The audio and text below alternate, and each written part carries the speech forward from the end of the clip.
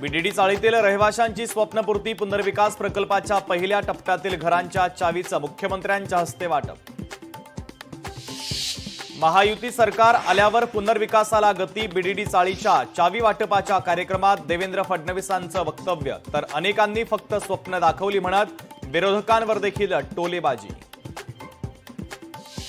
धारावीचं कामही असंच पूर्ण करू, काही वर्षांमध्ये महायुतीचं सरकार हे काम करून दाखवेल, बीडीडी चाळीतील कार्यक्रमात उपमुख्यमंत्री अजित पवार यांचं वक्तव्य।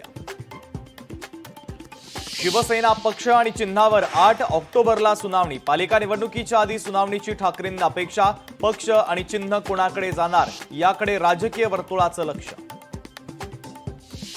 कोस्टल रोडच्या 5.25 किलोमीटर लांबीचे विहार क्षेत्र आणि 4 पादचारी भुयारी मार्गाचं लोकार्पण, मुख्यमंत्री देवेंद्र फडणवीसांच्या हस्ते लोकार्पण। यावर्षी देखील खड्ड्यांचा दंड माफ करा, गणेशोत्सव समन्वय समितीचं मुख्यमंत्र्यांना विनंती पत्र। गणेशोत्सव आढावा बैठकीत मुद्दा उपस्थित करण्यात आला। मुदत संपत आल्यानंतरही 70% वाहनं HSRP विना, वाहनांची पाटी बदलण्यासाठी उद्या मुदत संपते आहे।